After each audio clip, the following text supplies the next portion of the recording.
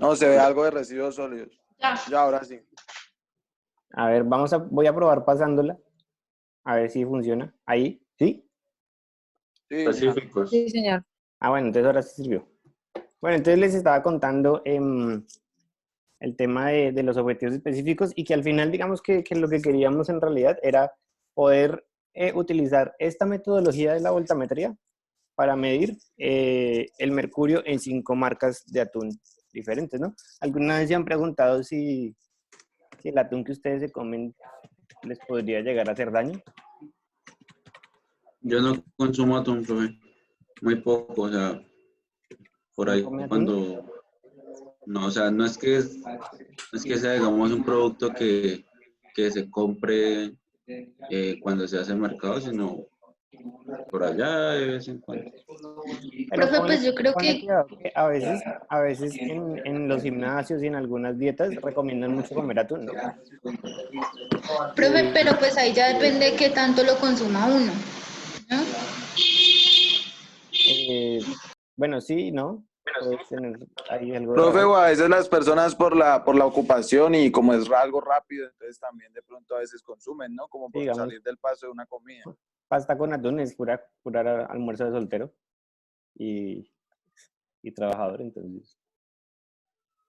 Bien, entonces, pero bueno, el cuento aquí es que muchas veces, muchas personas que recomiendan dietas o nutricionistas o todo esto, recomiendan a veces la ingesta de atún, sobre todo en los gimnasios y todo este cuento, cuando las personas quieren ganar masa muscular, recomiendan mucho el consumo de atún.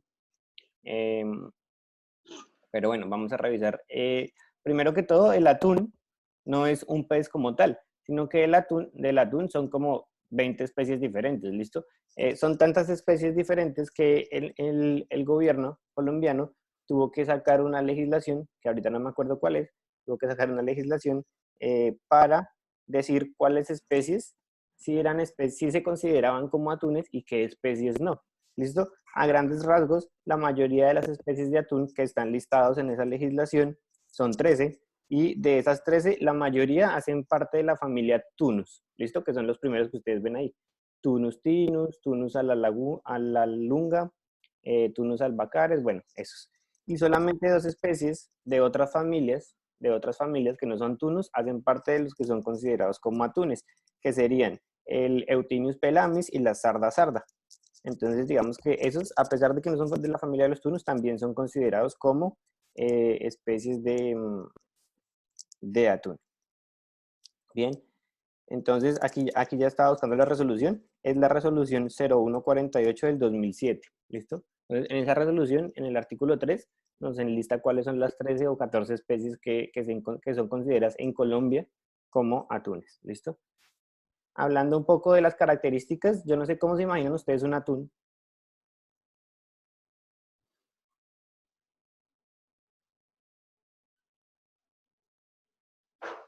Eso se ve creo que como es un súper tiburón.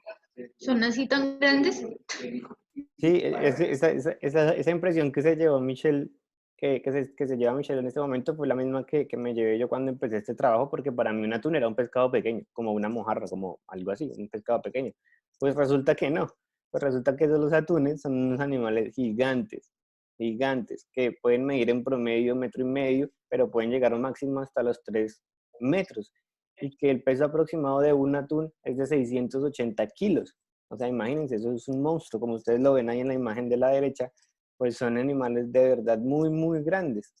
Es decir, que sean animales muy grandes, pues primero hace que la pesca de atún sea muy rentable, porque obviamente de pescar pocas unidades, pues se pueden sacar una gran cantidad de latas, pero esto digamos que también es perjudicial, porque resulta que como son tan grandes, pues digamos que se encuentran en una posición elevada en la cadena trófica, en la cadena alimenticia, y por lo tanto pues se alimentan de otros peces mucho más pequeños, y aparte, pues digamos que como viven tantos años, pues para llegar a ese tamaño, pues también presentan un problema de bioacumulación de metales pesados, ¿listo? Porque ya les voy a explicar ahorita qué es la bioacumulación y la biomagnificación. Bien, Hablando un poco del mercado del atún, en Colombia obviamente se produce atún, más que todo por los lados del Magdalena y por los lados del Atlántico, o sea, cerca a Barranquilla y cerca a Santa Marta, pero ese mercado del atún que se produce en Colombia, ninguno es exportado, o sea, lo que quiere decir es que todo el atún que se produce en Colombia, aquí mismo lo consumimos, ¿listo? Entonces, de hecho, el atún que se produce en Colombia no alcanza para suplir las necesidades de consumo que tiene nuestro país. Por lo tanto, el 80% del atún que tenemos aquí en Colombia viene del Ecuador.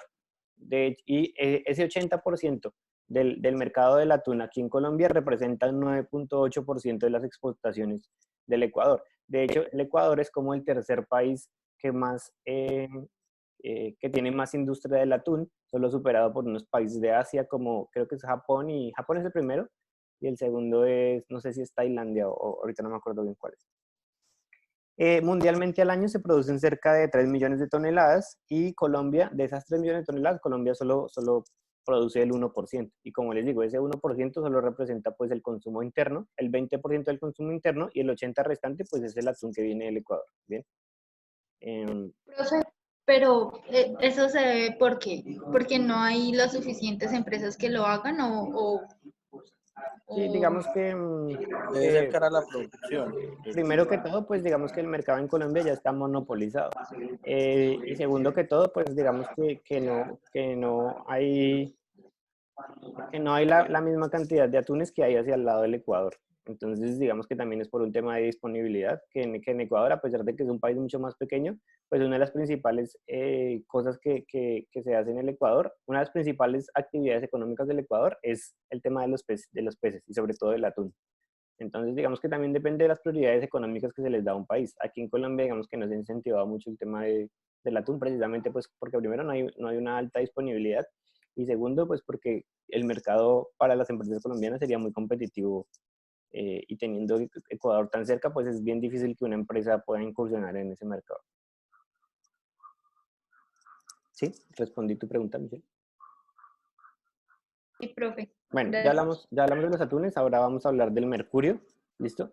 Y hablando un poco del ciclo del mercurio, vamos a encontrar también por qué es probable que exista mercurio no solo en el atún, sino en otras muchas especies que ustedes pueden consumir a diario o con cierta frecuencia, como los camarones, como los langostinos, como bueno. En fin, y de hecho cualquier pez también de río, dependiendo del río obviamente, puede presentar niveles importantes de mercurio. Entonces resulta que el mercurio, primero que todo el mercurio es un elemento que obviamente se encuentra de forma natural en el ambiente. O sea, no es que sea culpa del humano que haya mercurio en el ambiente. Lo que sí es culpa del humano es que los niveles de mercurio en el ambiente han subido drásticamente. Generalmente el mercurio de forma natural se puede producir, por ejemplo, en los volcanes, ¿listo? En las erupciones volcánicas y en todas estas fumarolas producto de los volcanes hay emisiones de gas mercurio. Pero pues digamos que a grandes rasgos eso no representa pues una gran cantidad. De hecho, en algunos sedimentos, o sea, en algunas rocas y algunos minerales, pues también pueden tener mercurio, pero en realidad ese mercurio en el ambiente ha aumentado bastante a niveles, digamos, que ya son preocupantes para la salud y para los ecosistemas debido a las actividades humanas. Ustedes saben que, por ejemplo, la fabricación de termómetros, los termómetros tienen mercurio, las lámparas incandescentes tienen mercurio. De hecho, antes en la industria dental se usaba mucho el mercurio, en la industria aurífera, como nosotros hicimos el taller de mercurio, ustedes saben que el taller de la extracción de oro, de la minería de oro, pues ustedes saben que eso también utiliza el mercurio. Y bueno, el cuento es que, por ejemplo, los gases de mercurio llegan a la atmósfera, ¿cierto? En forma de mercurio 2, ¿listo? En forma de mercurio 2. Luego, los complejos que tienen mercurio 2, como el cloruro de mercurio 2, puede ser uno, cloruro de mercurio 2, ese cloruro de mercurio 2 va a estar en el ambiente, va a estar en forma de gas, y ese mercurio puede primero reducirse, ¿listo? Una de las cosas que puede pasar es que por cuestión del oxígeno y por cuestión de los gases, de los otros gases que se encuentran en la atmósfera, ese mercurio 2 se puede reducir y se puede volver mercurio 0, ¿listo? Se puede volver mercurio 0. Y también, producto de los aerosoles, ese mercurio 2 también se nos podría transformar en mercurio, digamos que elemental, ¿listo? En mercurio elemental. Esas formas normalmente se están intercambiando a través de la atmósfera, pero casi siempre prima lo que es el mercurio 2 porque es el más estable. ¿Listo? El mercurio 2 es el más estable. Y como es el más estable, entonces al final, cuando ocurren las precipitaciones, ¿cierto? Cuando ocurren las precipitaciones, ese mercurio que hay en la atmósfera llega al agua y llega al suelo. ¿Listo?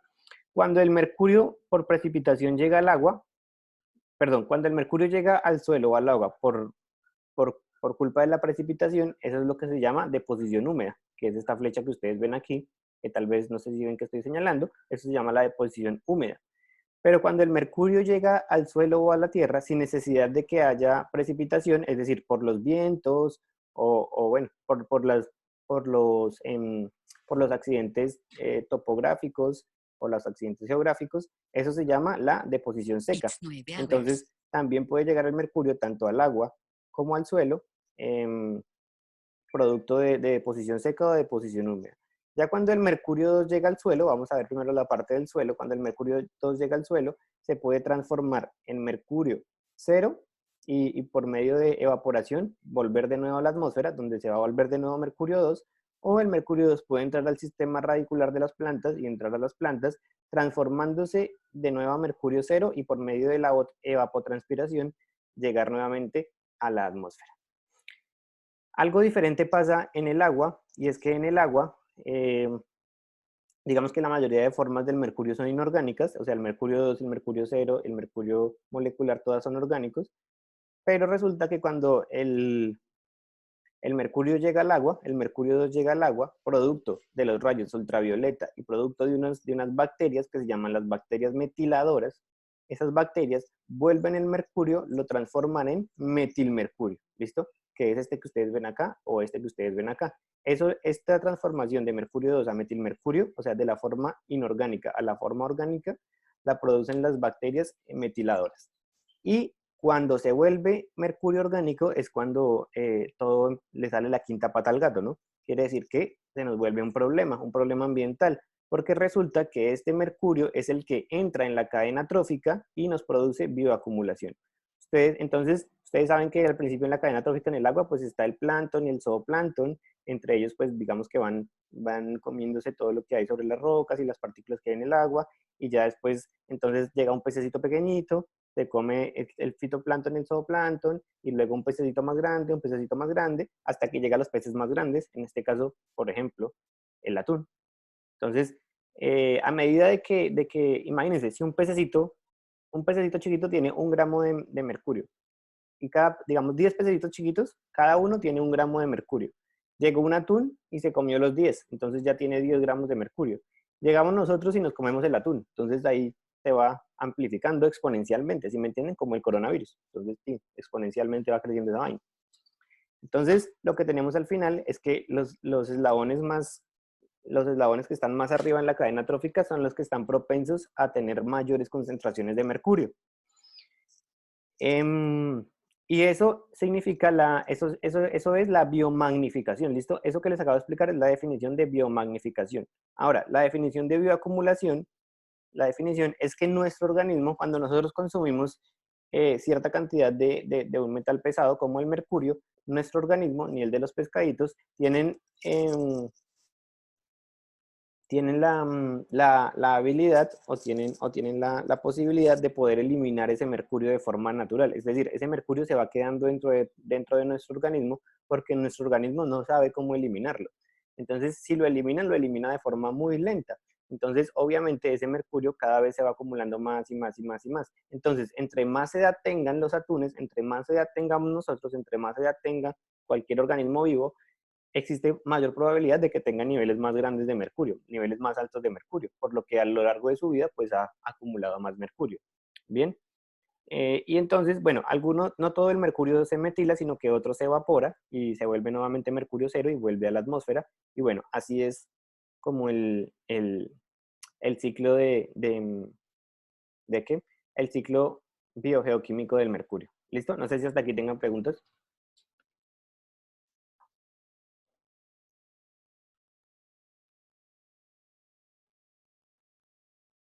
¿Sí, chicos? ¿Alguna pregunta? ¿Se durmieron? No, señor. ¿Está muy aburrido? Profe, esto, ¿puedes volver a explicar lo de la bioacumulación? Sí, a ver. La bioacumulación quiere decir que tú, a medida de que más consumas, pues más cantidad de mercurio vas a tener porque tú no tienes cómo acumularlo. Es decir, hay algunas cosas que tú comes y si no te sirven, pues simplemente las eliminas por medio de la orina o por medio de los excrementos, de las heces. Pero pasa con los metales pesados sobre todo es que se bioacumulan, o sea que tu organismo no sabe cómo eliminar esos contaminantes. Por lo tanto, van quedando en tu cuerpo y a medida que vas creciendo más, a medida que más años tienes, pues obviamente más concentración de mercurio vas a encontrar. Por lo tanto, los animales y también para los humanos, entre más edad tengan, seguramente uno va a encontrar niveles de mercurio más altos, por lo que se van acumulando dentro del cuerpo. ¿Sí?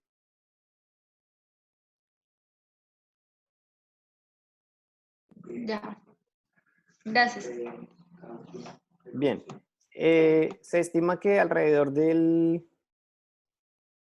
Ay, no sé cómo borrar eso sin salirme de la presentación. Bien, se estima que alrededor al año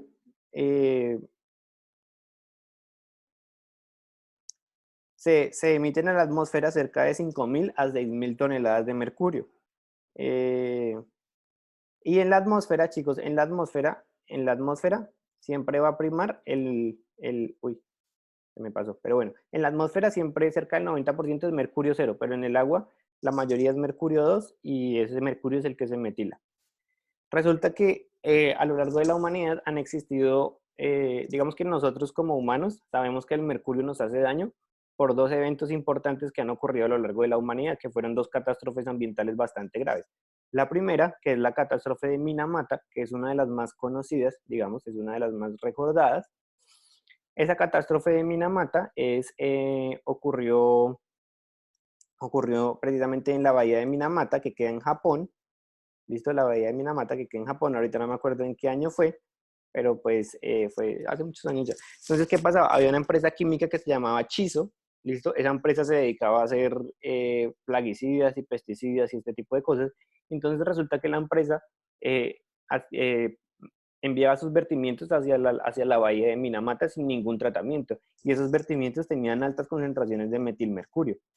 Entonces, obviamente esto con los años empezó a afectar muchísimo a la población. Los primeros se dieron cuenta al principio porque los gatos empezaban a ponerse todos locos. Los gatos fueron los primeros porque los gatos iban a la laguna y tomaban el agua o comían los peces del lago, de la bahía.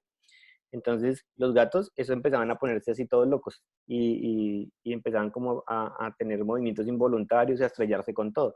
Precisamente porque una de las cosas más graves del mercurio es que ataca el sistema nervioso, ¿no? Entonces, al atacar el sistema nervioso produce enfermedades como la ataxia, la parestesia, ceguera, sordera, puede producir Parkinson. Entonces, alguna vez cuando las personas llegan a viejas, como no, le dio Parkinson, pero pues eso es por la edad. No, pues necesariamente no es por la edad, sino puede ser que a lo largo de los años ha acumulado una gran cantidad de mercurio y eso ha hecho que puede producirle este tipo de enfermedades como el Parkinson, puede producirle enfermedades bueno, cáncer, que sería lo más grave, puede producir, por ejemplo, pérdida de la visión, pérdida de la audición, lo que digo, ataxia y parestesia, que son más o menos como la atrofia como ustedes lo pueden ver en las fotos, como atrofia muscular. Eso puede provocar la acumulación de mercurio en el organismo. Entonces, ¿qué pasó? Obviamente, de la bahía de Minamata pescaban y se alimentaban las personas que vivían allí en ese pueblo de Minamata y empezaron a enfermarse, les empezó a pasar lo mismo que a los gatos y empezaron a quedar así como ustedes lo ven en estas fotos. Eso fue una catástrofe muy grande, de verdad. Muchas personas estuvieron enfermas, aún existen personas que presentan enfermedades producto de lo que pasó en ese entonces en la bahía de Minamata. Obviamente la regulación desde aquí a los vertimientos que hacen las empresas pues es mucho más importante. Digamos que de estas catástrofes también tenemos que, digamos que la parte, así suena un poco cruel, la parte buena de estas catástrofes ha sido que se le ha dado un lugar importante a lo que hacemos nosotros como ingenieros ambientales y es al tratamiento de los vertimientos y todo este tipo de cosas. Profe, porque a partir de eso se creó un convenio, ¿no?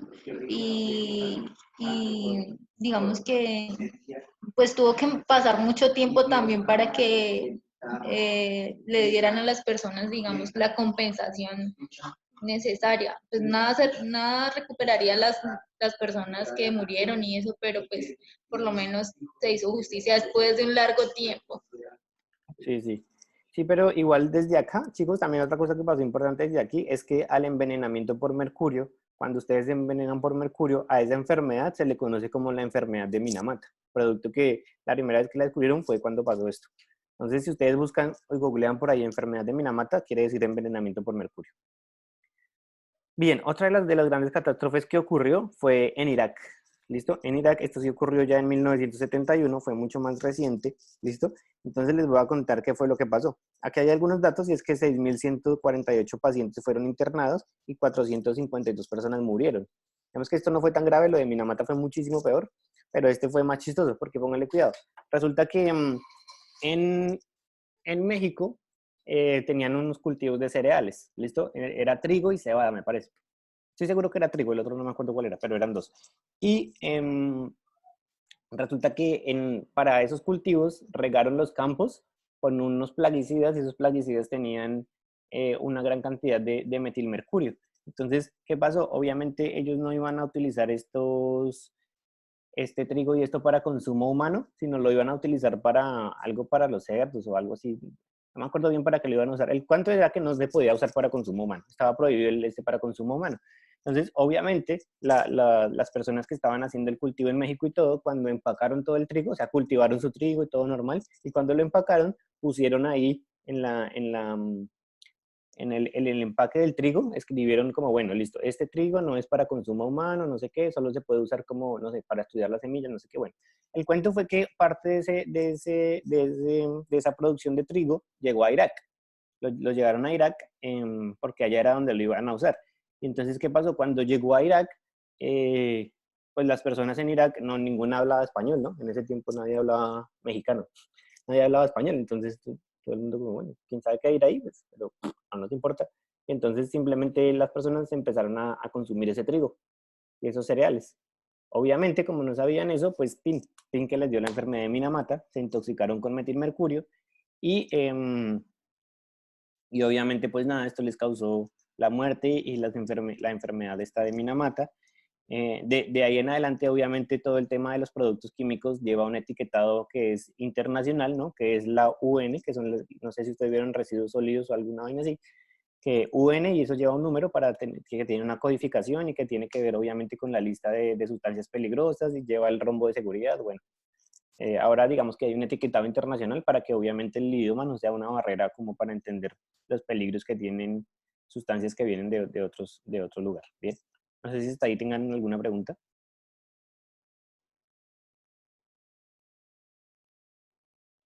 ¿Se durmieron? No, señor. ¿Está aburrido? No, No, profe. profe. Está bien. Bueno, está bien. Voy a seguir. Entonces, después de esto, obviamente se dieron cuenta que en el mar y que algunos productos de la pesca podrían contener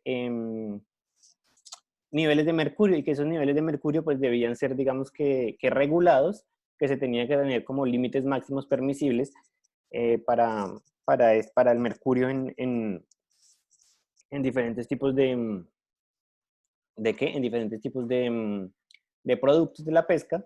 Y entonces aquí ustedes en esta tabla pueden ver algunos de la legislación que hay en varios países, en varios lugares del mundo.